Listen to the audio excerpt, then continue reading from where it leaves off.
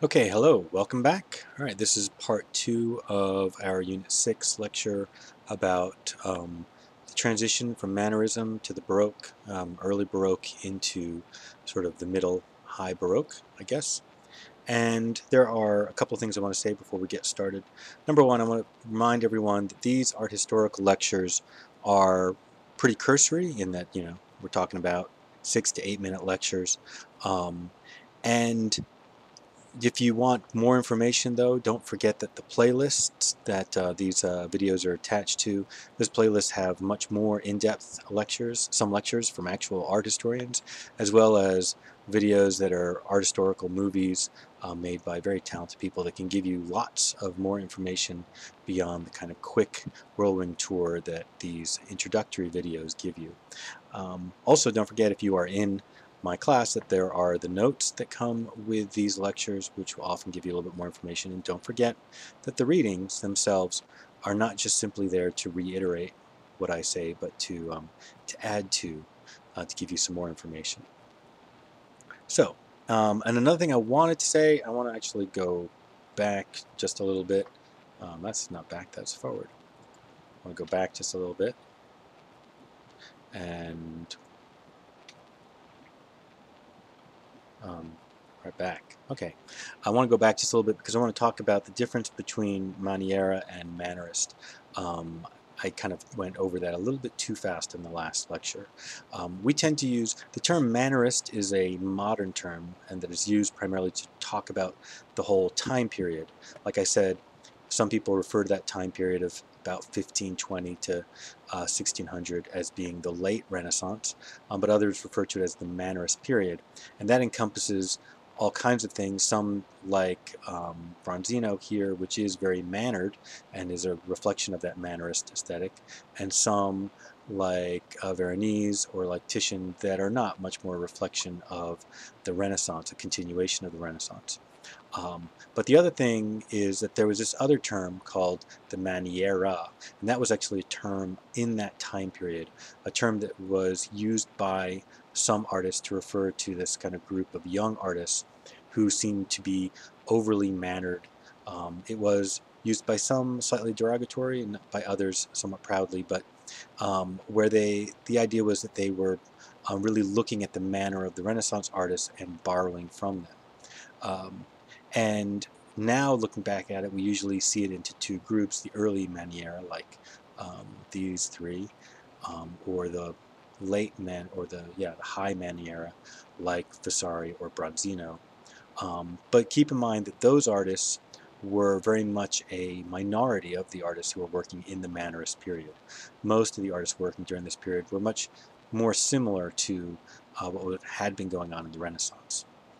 Okay, so getting back to 1600 approximately, and really the start of the Baroque. People didn't necessarily know it was the start of the Baroque, but it was.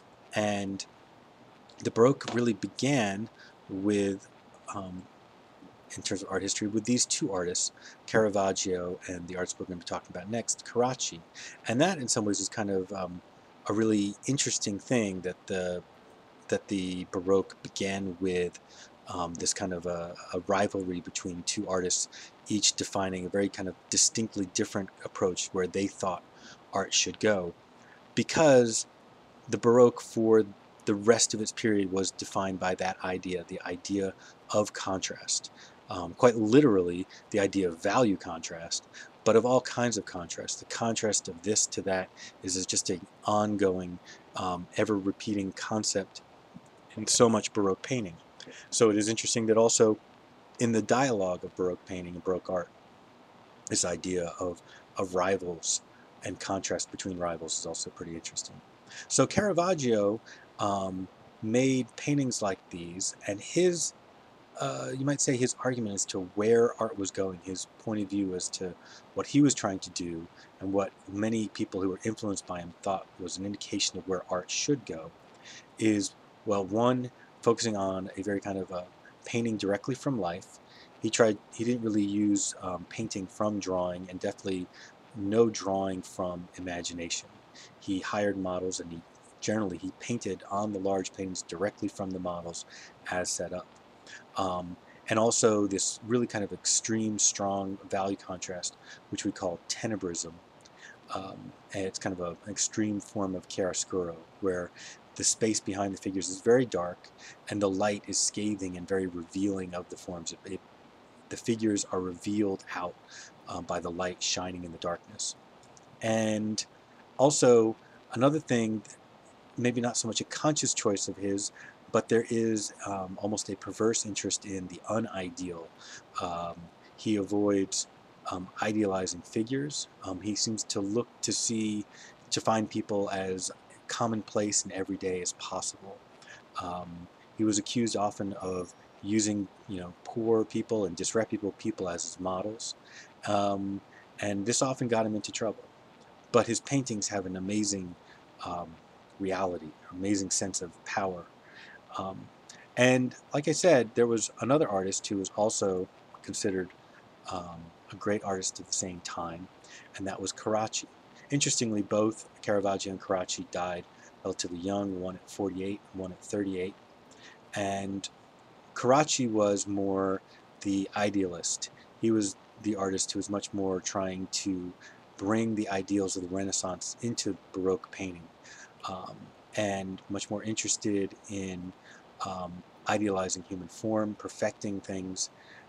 He also, um, unlike Caravaggio, he both painted from life and drew from life, but also he painted from his drawings and and drew as much from imagination as well from life. Um, and because of that ability, he was also able to have a much wider body of work. Caravaggio only worked in oils and only worked on a limited number in certain kinds of paintings, whereas Annibale Carracci could work on, let's say, large frescoes, for example, which is one of the things he did to make his name. The other distinction, I would say, between Carracci and um, and Caravaggio, that's an important distinction, is that Carracci was not just one Carracci. It was actually the Carracci brothers. And these brothers, as kind of a team of artists, were able to have a lot more lasting influence. And also, they founded their own school, and one of the earliest art schools in Western Europe.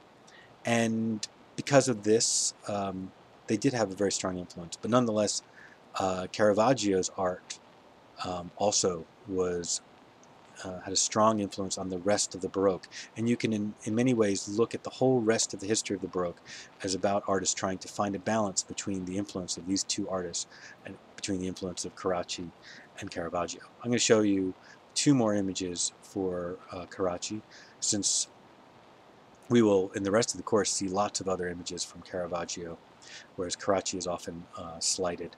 And I wanted to show you this Susanna at the bath, partially because it will lead into talking about Gentileschi in our very next lecture.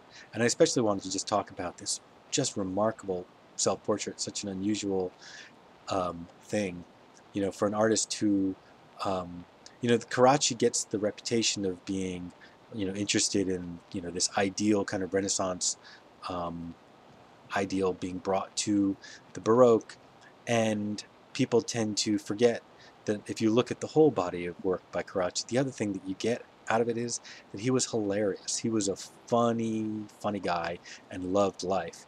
And so, yeah, I just wanted you to see that. Okay, this ends part 2, and next part we're going to be talking about the shift from these first two guys who set the tone of the Baroque into the artist who probably most epitomizes the Baroque, and that would be Peter Paul Rubens. All right.